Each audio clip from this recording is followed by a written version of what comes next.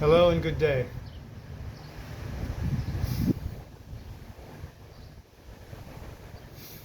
We have a new book, Treasure Island by Robert Louis Stevenson.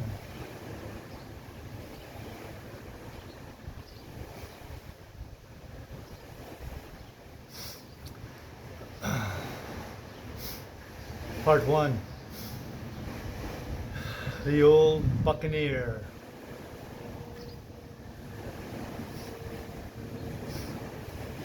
Chapter 1, The Old Sea Dog at the Admiral Benbow. Squire Trelawney, Dr. Livesey said, and the rest of these gentlemen having asked me to write down the whole particulars about Treasure Island,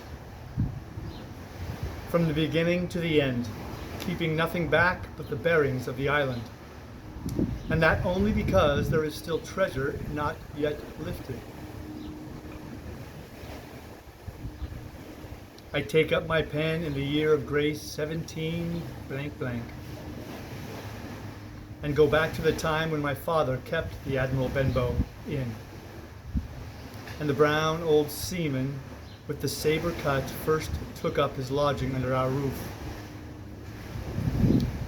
I remember him as if it were yesterday, as he came plodding to the inn door, his sea chest following behind him in a hand barrow.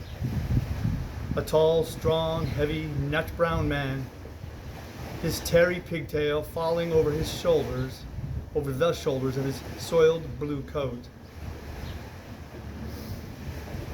His hands ragged and scarred with black broken nails and the saber cut across one cheek, a dirty livid white. I remember him looking round the cove and whistling to himself as he did so, and then breaking out in that old sea song that he sang so often afterwards. 15 men on the 15 men on the dead man's chest. Yo ho ho, and a bottle of rum. I'm sure he sang it much better than I just did.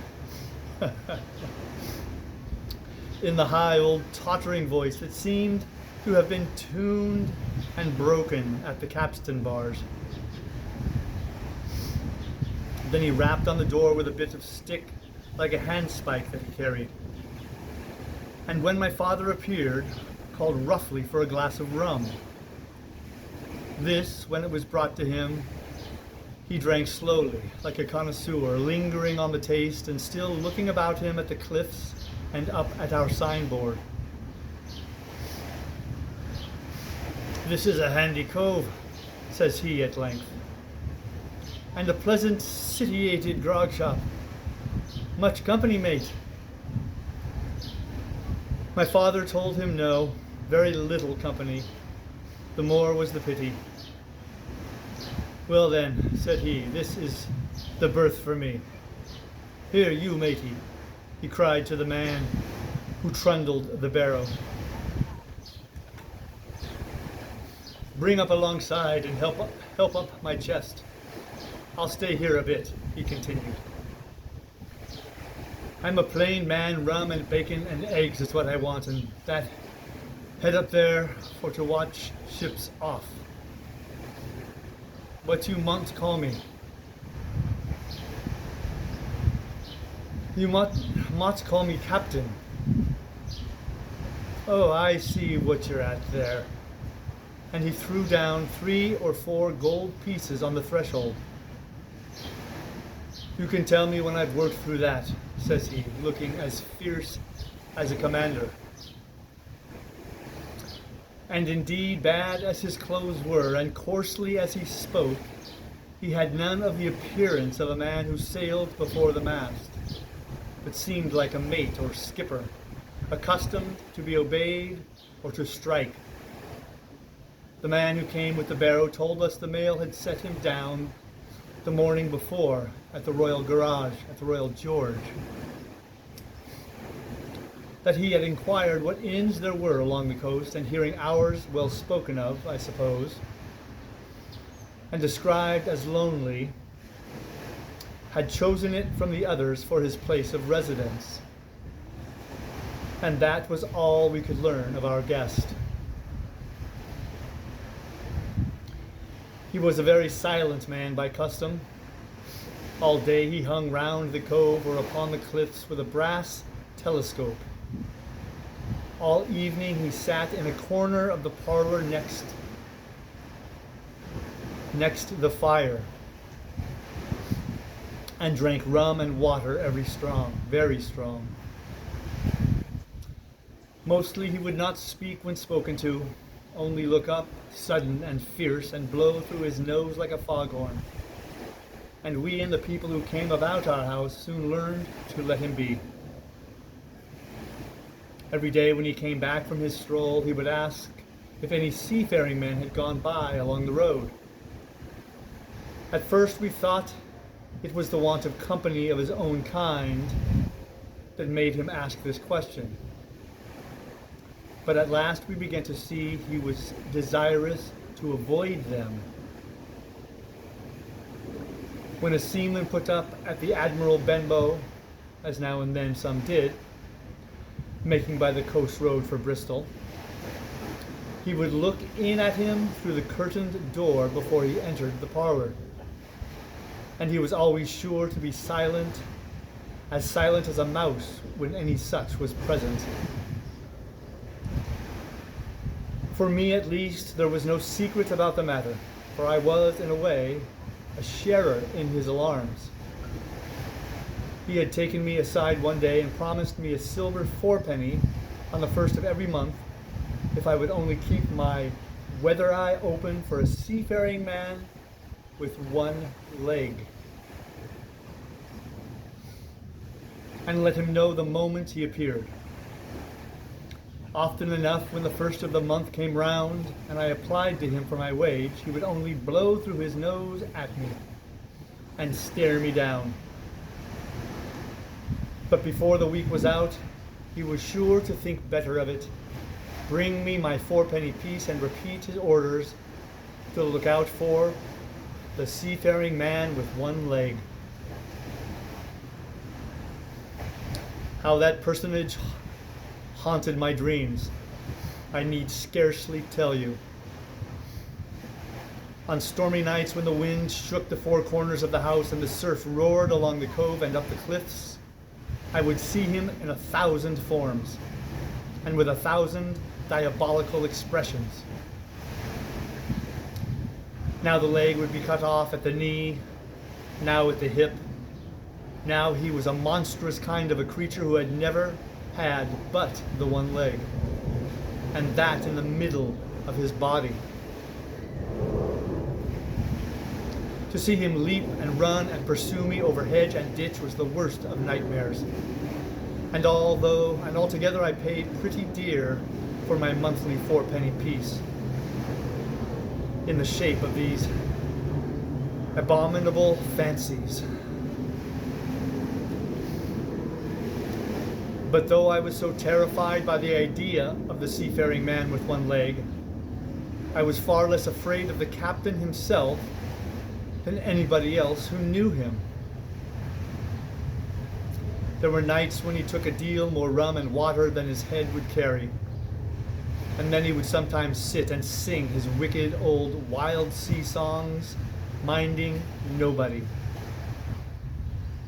But sometimes he would call for glasses round, and force all the trembling company to listen to his stories or bear a chorus to his singing. Often I have heard the house shaking with, "Yo ho ho," and a bottle of rum.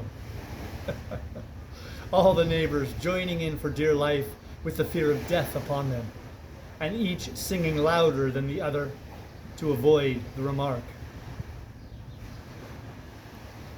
For in these fits he was the most overriding companion ever known. He would slap his hand on the table for silence all round. He would fly up in a passion of anger at a question, or sometimes because none was put. And so he judged the company was not following his story. Nor would he allow anyone to leave the inn till he had drunk himself sleepy and reeled off to bed. His stories were what frightened people worst of all. Dreadful stories they were, about hanging and walking the plank and storms at sea, and the dry Tortugas and wild deeds and places on the Spanish Main. By his own account, he must have lived his life among some of the wickedest men that God ever allowed upon the sea. And the language in which he told these stories shocked our plain country people almost as much as the crimes that he described. My father was always saying the inn would be ruined, for people would soon cease coming there to be tyrannized over and put down and sent shivering to their beds. But I really believe his presence did us good. People were frightened at the time, but on looking back, they rather liked it. It was a fine excitement in a quiet country life. And there was even a party of the younger men who pretended to admire him, calling him a true sea dog. And a real old salt, and such like names. And saying there was the sort of man that made England terrible at sea. In one way, indeed, he bade fair to ruin us. For he kept on staying week after week, and at last month after month, so that all the money had been long exhausted. And still my father never plucked up the heart to insist on having more. If ever he mentioned it, the captain blew through his nose so loudly that you might say he roared and stared my poor father out of the room. I have seen him wringing his hands after such a rebuff, and I am sure the annoyance and the terror he lived in must have greatly hastened his early and unhappy death. All the time he lived with us, the captain made no change whatever in his dress, but to buy some stockings from a hawker. One of the cocks of his hat having fallen down, he let it hang from that day forth, though it was a great annoyance when it blew. I remember the appearance of his coat, which he patched himself upstairs in his room, and which, before the end, was nothing but patches. He never wrote or received a letter, and he never spoke with any but the neighbors, and with these, for the most part, only when drunk on rum. The great sea chest none of us had ever seen open. He was only once crossed, and that was towards the end when my poor father was far gone in a decline that took him off. Dr. Livesey came late one afternoon to see the patient, took a bit of dinner from my mother, and went into the parlor to smoke a pipe until his horse should come down from the hamlet, for we had no stabling at the old Benbow. I followed him in, and I remember observing the contrast, the neat, bright doctor with his powder as white as snow, and his bright, black eyes and pleasant manners, the contrast made with the coltish country folk, and above all with that filthy, heavy, bleared scarecrow of a pirate of ours, sitting far gone in rum, with his arms on the table. Suddenly he, the captain that is, began to pipe up his eternal song.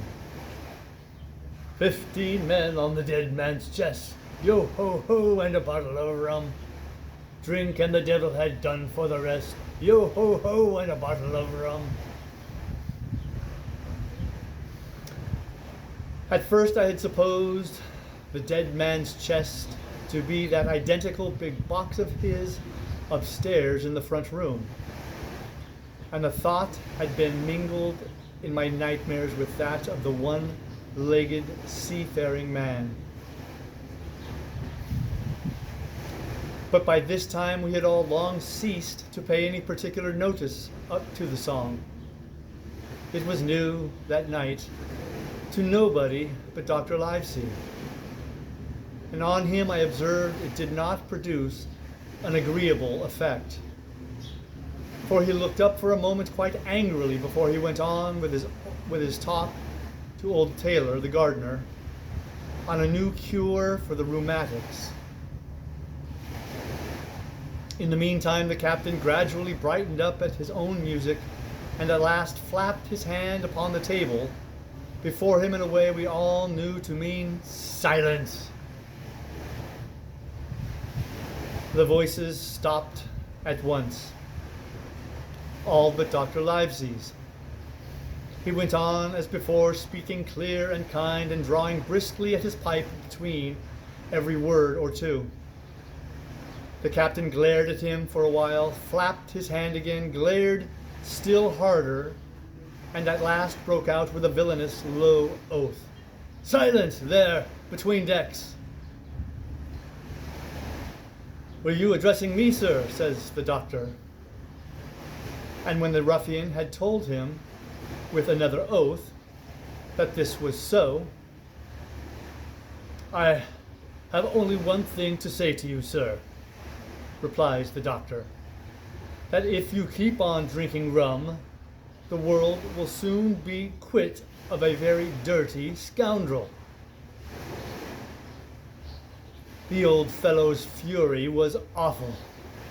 He sprang to his feet, drew and opened a sailor's clasp knife, and, balancing it open on the palm of his hand, threatened to pin the doctor to the wall. The doctor never so much as moved. He spoke to him as before, over his shoulder, and in the same tone of voice, rather high so that all the room might hear, but perfectly calm and steady. "If you do not put that knife this instant in your pocket, I promise upon my honor you shall hang at the next assizes." Then followed a battle of looks between them. But the captain soon knuckled under, put up his weapon, and resumed his seat, grumbling like a beaten dog.